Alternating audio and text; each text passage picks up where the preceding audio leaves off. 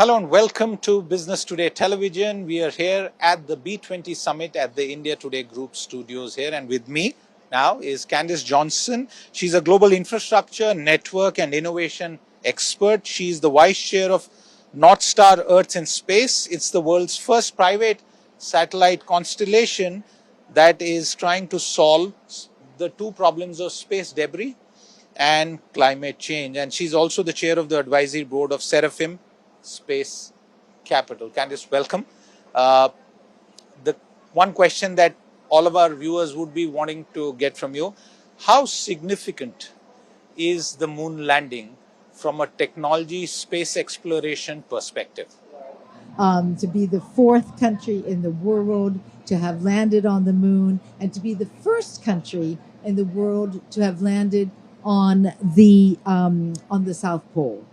Now, the reason why that is so important is that actually you may think you've just landed and done a great thing, but what you're really doing, you've just created a new jumping spot to go now and explore deep space.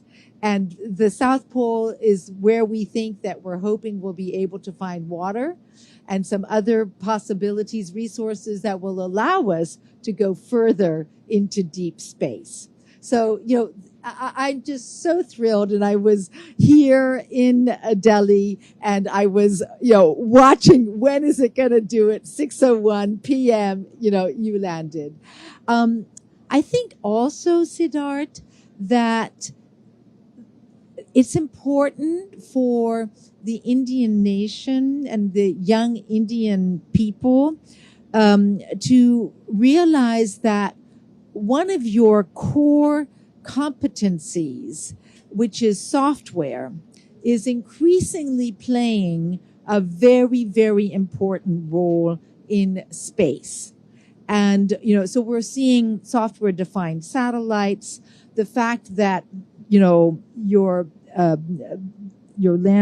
landing on the moon was really facilitated by advanced algorithms, which ensured the landing, the good landing.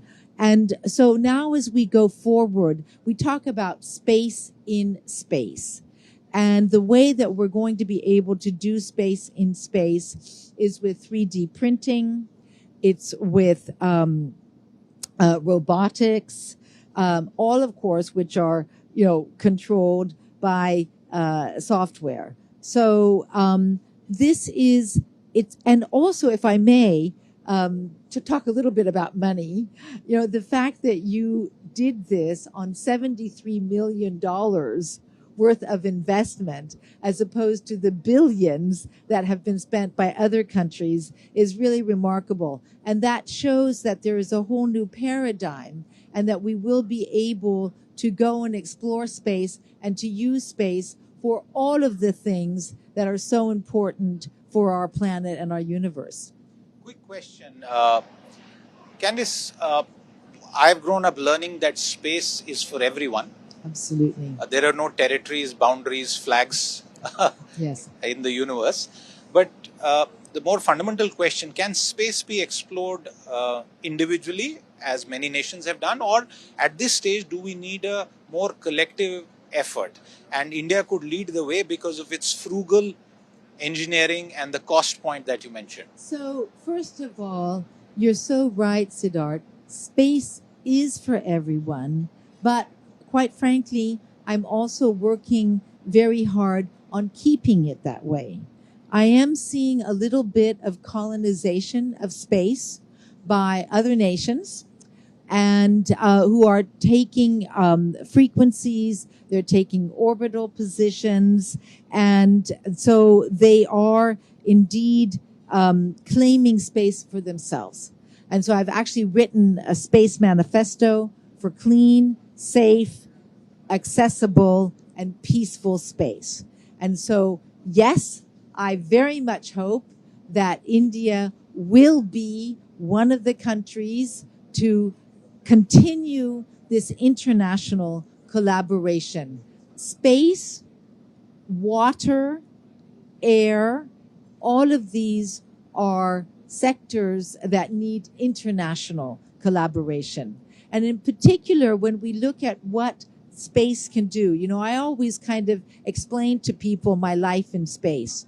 First, I use satellites to provide universal access. So I did the world's first satellite television. I did the world's first mobile satellite with Iridium. I did the world's first satellite internet with Europe Online. I did the world's first satellite telecommunication, Europe's first largest satellite telecommunications teleport, Europe. I created the world's largest satellite system, SES, all for connectivity. Then, so to provide universal access. Then I worked in Earth observation, in weather, in sensors. And this I call accessing the universe. And now I'm going to my next stage, which is creating networks for the universe.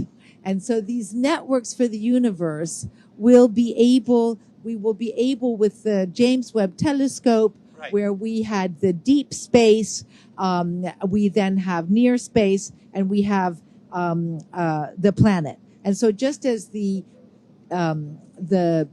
slogan for the G20 is one world, one family, one future, one planet, I'm saying we are also one space. One space. That's a great point. Yes. My final point really at this stage, Indian companies, yes, ISRO, and private sector entrepreneurs like Bharti yes, are also looking at space. Can India, because of a mix of low-cost, frugal engineering, yes, and the needs of its people, also make inroads in space satellite-based communication and cover the dark spots, whatever is left? So absolutely. I also have to say that a very dear friend of mine, Vrinda Kapoor, so one of your fabulous entrepreneurs with Vinayak. So they are doing India's first chip company. Yes. And so, this is absolutely fantastic. And so what we see is that space and satellites are becoming more and more, they're becoming cheaper. It is, with the miniaturization of components. So if you have small chips, if you have chips that are much cheaper and actually can do much more, if you have launchers, one of my, Iridium, one of the companies I helped found, we were your first client outside of India on your launchers. So all of this, you will be able to provide coverage for the black spots. But I hope that you will do it in the way that you think is best. Absolutely. And not being a copycat. Absolutely. So and I'm convinced that you will have a huge success. You already do. You're helping also with your sensors. Please do not forget, you have the world's largest satellite sensing system. And this will also help not only for connectivity, but for looking at the Earth and making certain that our environment is better. Absolutely. Candace Johnson, thank you very much for your time with us. I know this is a subject that is as infinite as space itself, but we'll try and connect with you some other time. Thank you very much for your time. With that, it was a wrap on this conversation where we got a perspective from one of the global leaders in this space. Thank you very much for watching. If you like the video, do like, comment, share and subscribe.